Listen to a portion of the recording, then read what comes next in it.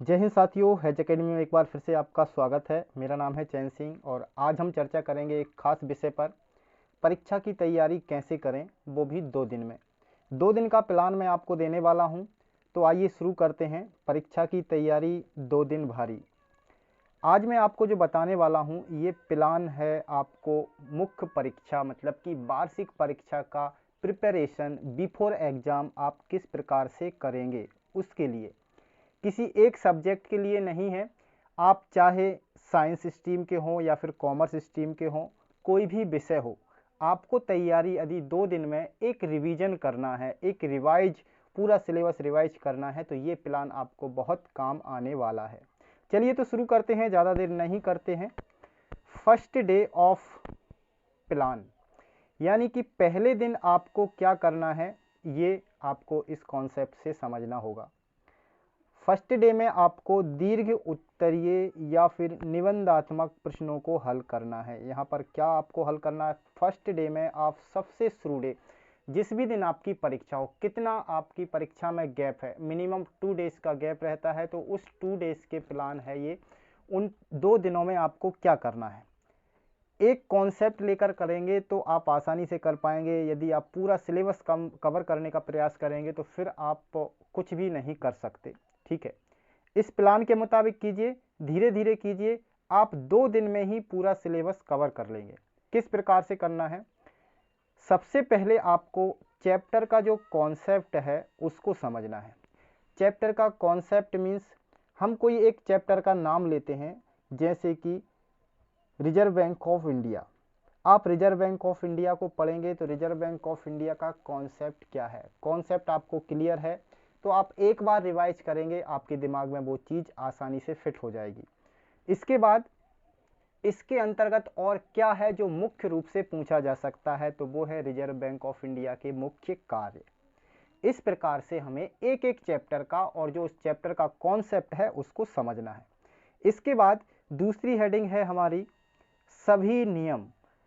Economics में जितने भी हमने नियम पढ़े हुए हैं, चाहे वह मांग का नियम हो, पूर्ति का नियम हो, उपयोगिता का नियम हो या फिर संतुलन का नियम हो, रोजगार का नियम हो, सभी नियम, जितने भी नियम हैं सभी नियम आपको कवर करने होंगे, वो भी 1 दिन में।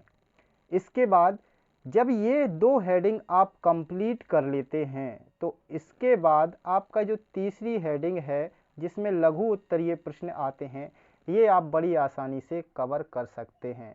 क्योंकि जब आप कॉन्सेप्ट क्लियर करोगे तो कॉन्सेप्ट क्लियर करने के साथ साथ आपका ये वाली हेडिंग आसानी से क्लियर हो जाती है। तो आपका जो प्रारूप है, देखिए, दीर्घ उत्तरीय या फिर निबंधात्मक जो प्रश्न है वो प्रश्न किस प्रकार से होते हैं, जैसे कि मांग की परिभाषा दीजिए, मांग को प्रभावित करने वाले घटकों का वर्णन कीजिए। तो यहाँ पर ये कॉन्सेप्ट आपको समझने हैं। कॉन्सेप्ट में आप एक और प्रियर एक्शन ले सकते हैं। वो प्रियर एक्शन ये है कि आपके जो चैप्टर हैं, चैप्टर में से आप पहले क्वेश्चंस को पढ़ सकते हैं। क्वेश्चंस आपने पढ़ लिए तो आपके दिमाग में एक और जो कॉन्सेप्ट है वो क्लियर हो जाता है कि भाई जो आपका चैप्टर है, जिस चैप्टर को आप पढ़ रहे हैं, उस चैप्टर में से कौन कौन से प्रश्न हैं जो वहाँ से निकल सकते हैं।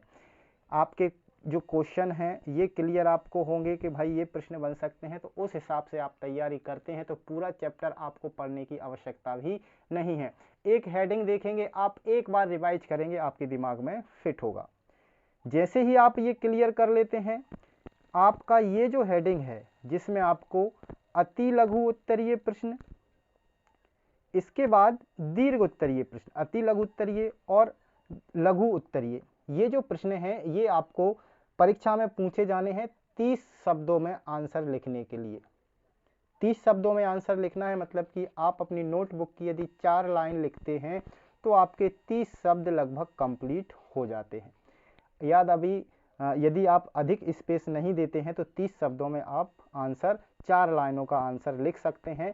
तो 4 लाइनों में यदि आपको आंसर लिखना है तो आपको आपकी जो पुस्तक है उसमें जितने भी नियम हैं उनकी परिभाषाएं आप याद कर लीजिए, छोटे छोटे जो कॉन्सेप्ट हैं उनकी परिभाषाएं आप याद कर लीजिए। तो आपके 2 मार्क्स 3 मार्क्स के जो प्रश्न हैं वो आप सारे कंप्लीट कर सकते हो सिर्फ 1 दिन में। 1 दिन में कैसे करोगे? क्योंकि आपके लघु उत्तरीय और अति लघु उत्तरीय, ये आपके कवर हो जाएंगे आपके निबंधात्मक प्रश्नों में। इसके बाद फर्स्ट डे आपको ये करना है। फर्स्ट डे में देखिए कोई बड़ी बात नहीं है, बड़ी आसानी से कर सकते हैं। आपका सिलेबस इतना नहीं है कि आप पूरा कवर नहीं कर पाएंगे एक दिन में। आपको पूरा चैप्टर पढ़ना ही नहीं है, आप सिर्फ क्वेश्चन पढ़िए, क्वेश्चन के बाद आपका आंसर देख लीजिए। अगला है जो हमारा प्लानिंग है वो है डे बिफोर एग्जाम, यानी एग्जाम के एक दिन पहले। तो यहाँ पर आपको ध्यान रखना है, एग्जाम के एक दिन पहले आपको निबंधात्मक प्रश्नों पर अपना टाइम वेस्ट नहीं करना है।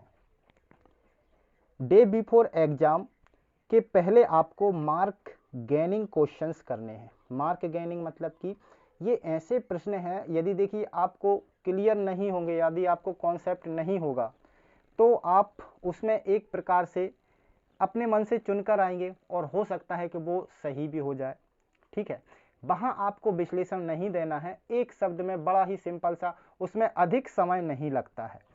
ये अधिक समय नहीं लेते हैं और मार्क्स बहुत ज़्यादा देते हैं। तो इसमें हमें समय कब देना है?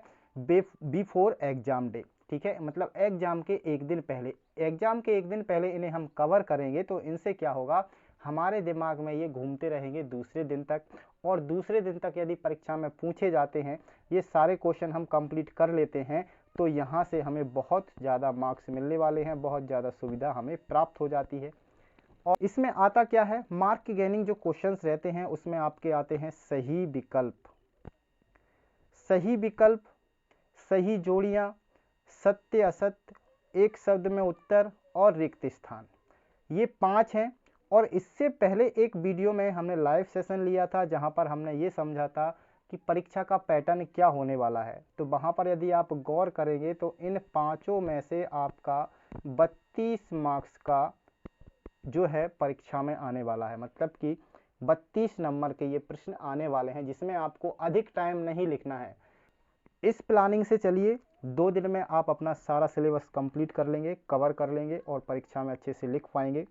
तो सभी के लिए best wishes, best of luck. इसी के साथ हम वीडियो को अभी समाप्त करते हैं और मिलेंगे किसी नए कॉन्सेप्ट के साथ नए वीडियो में। तब तक के लिए जय हिंद, वंदे मातरम।